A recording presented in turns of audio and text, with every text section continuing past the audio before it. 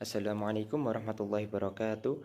Perkenalkan, nama saya Zulfi Ihsanis Madani dari kelas PAIO. Langsung saja untuk hadis yang pertama. An Abi Hurairata anna Amir haddatsahu an-Nu'man bin Bashir qala annal waladi Bashir bin Sa'ad ata Rasulullah sallallahu alaihi wasallam faqala ya Rasulullah anna Amrata binti Rawah laisat bi gulamin wa in sinina Nu'man wa inna ibnu an tarbiyah wa hatta ja'alat lahu hadiqala afdala ma lahu wa inna qala asyhadu dhahabal sallallahu alaihi wasallam alaika faqala lahu tabas sallallahu alaihi wasallam qala na'am hal laka ghaira la tashhada illa ala adl qala fa illan asyhadu ala jah. Dari hadis ini memiliki arti dari Abu Hurairah bahwa Amir mengatakan kepadanya bahwa Nu'man bin Bashir berkata, ayahku Bashir saat datang kepada Rasulullah berkata, ya Rasulullah, Amrah binti Rawahbah bukan anak laki-laki, dan bahwa dia berkata Nu'man dan dia menolak untuk membesarkannya dan bahkan tidak menjadikannya ladang pahala. Nah, penjelasan hadis tersebut ialah orang tua atau keluarga merupakan lingkungan pertama pendidikan bagi anak-anaknya. Lalu ada beberapa tanggung jawab yang orang tua terhadap anaknya, seperti yang pertama, pengalaman pertama. Orang tua adalah pengalaman pertama pada masa kanak-kanak. Yang kedua, orang tua menjamin kehidupan emosional anak. Yang ketiga, orang tua memberikan dasar pendidikan kepada anak. Sekian. حدثنا عباس بن والد الدمشقي حدثنا علي بن عياس حدثنا سعيد بن عمارة أخبرني حارث بن نعمان سمعت أنس بن مالك يحدث عن رسول الله صلى الله عليه وسلم قال أكرموا أولادكم وأحسنوا أدبهم. Artinya hadis ini adalah muliakanlah anak-anak kalian dan perbaikilah akhlak-akhlak mereka. Lalu hubungan hadis ini dengan konsep pendidikan perspektif hadis ialah bagaimana konsep pendidikan itu bisa sesuai dengan hadis ini, yaitu yang pertama dengan memuliakan anak-anak mereka atau memuliakan anak-anak kita, tidak menghina mereka, tidak mencela mereka, tidak mengolok-olok mereka, tidak menjelek-jelekkan mereka, tetapi malah justru dimuliakan. Itu yang pertama. Yang kedua, perbaikilah tingkah laku mereka. Jadi dalam konsep pendidikan perspektif hadis, kita harus memperbaiki tingkah laku anak-anak didik kita supaya mereka bertingkah laku atau berakhlak mulia. Sekian, terima kasih.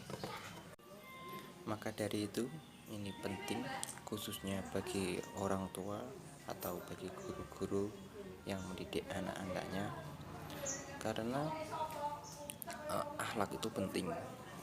Jika akhlak seorang anak itu buruk, maka kehidupannya yang dia jalani itu akan menjadi buruk juga di masa depan kelak. Bismillahirrahmanirrahim. Haddatsana Hisham bin Ammar qala haddatsana Hafiz bin Sulaiman haddatsana Katsir bin Hinzir an Muhammad bin Sirina an Anas bin Malik qala Rasulullah sallallahu alaihi wasallam talabul ilmi faridatun ala kulli muslim wa wad'ul ilmi inda ghairi ahli kamuqallidil khanaziril jauhari wa lu'lu'a wa dhahaba rawahul Majah.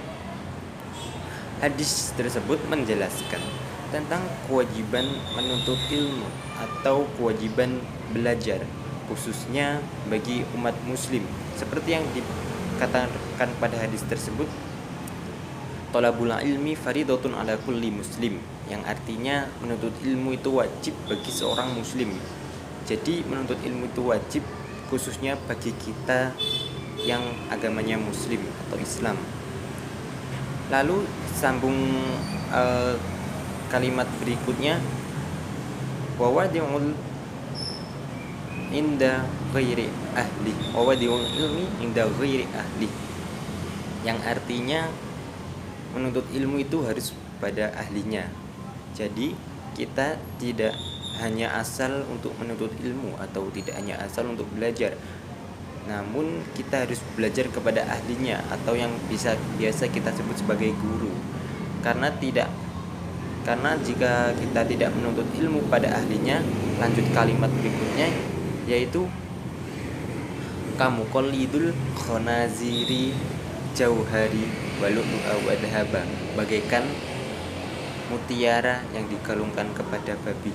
Jadi kalau kita tidak menuntut ilmu pada ahlinya atau kita menuntut ilmu kita sendiri tidak kepada guru kita, itu kita itu diibaratkan sebagai babi yang dikalungkan mutiara. Jadi tidak ada artinya gitu kalau kita menuntut ilmu tidak pada ahlinya. Bismillahirrahmanirrahim. Baiklah, saya akan menjelaskan hadis tentang tujuan pendidikan. Langsung saja. Bismillahirrahmanirrahim. An Abi Hurairah radhiyallahu anhu qala Rasulullah sallallahu alaihi wasallam, man ta'allama ilman mimma yubtagha bihi wajhullahi azza wa jalla la yata'allamuhu illa liyusiba bihi aradan minad dunya lam yajidil arfal jannati yaumal qiyamah, rawahu Ibnu Dawud. Hadis ini menjelaskan tentang niat kita dalam menuntut ilmu, yaitu supaya niat kita mengharap ridha Allah, bukan karena dunia ataupun yang lainnya. Karena jika kita menuntut ilmu hanya untuk mengharap dunia atau yang lainnya, maka kita tidak akan bisa mencium bau surga seperti yang dikatakan pada hadis tersebut. Lalu apa hubungannya dengan tujuan pendidikan dalam Islam? Hubungannya ialah bagaimana supaya tujuan pendidikan tersebut bisa sesuai dengan hadis ini, yaitu dengan meniatkan ilmu itu pada Allah. Jadi tujuan pendidikan Islam itu tidak untuk dunia, untuk kepentingan, maksudnya tidak untuk dunia, tapi melainkan akhirat. Baiklah, lanjut hadis terakhir. Langsung saja, bismillahirrahmanirrahim. An Abi Rafi'in qala qultu ya Rasulullah alil waladi alaina haqqun kahaqqina alaihim, qala na'am, haqqul waladi 'alal walidi an yu'allimahul kitabah was sibahah war ramya wa an yuwarrithahu tayyiban. Penjelasan hadis tersebut ialah hak seorang ibu atau bapak orang tua kepada anaknya, yaitu dengan mengajarkannya menulis, berenang, memanah, dan wajib memberikan rezeki yang halal untuk anak-anaknya, khususnya keluarganya. Lalu apa hubungan hadis tersebut dengan kurikulum pendidikan? Kurikulum pendidikan yaitu materi pendidikan, materi yang diberikan kepada seorang anak, yaitu seperti yang dijelaskan pada hadis tadi, orang tua wajib memberikan berupa seperti menulis, berenang, ataupun memanah. Sekian penjelasan dari saya. Assalamualaikum warahmatullahi wabarakatuh.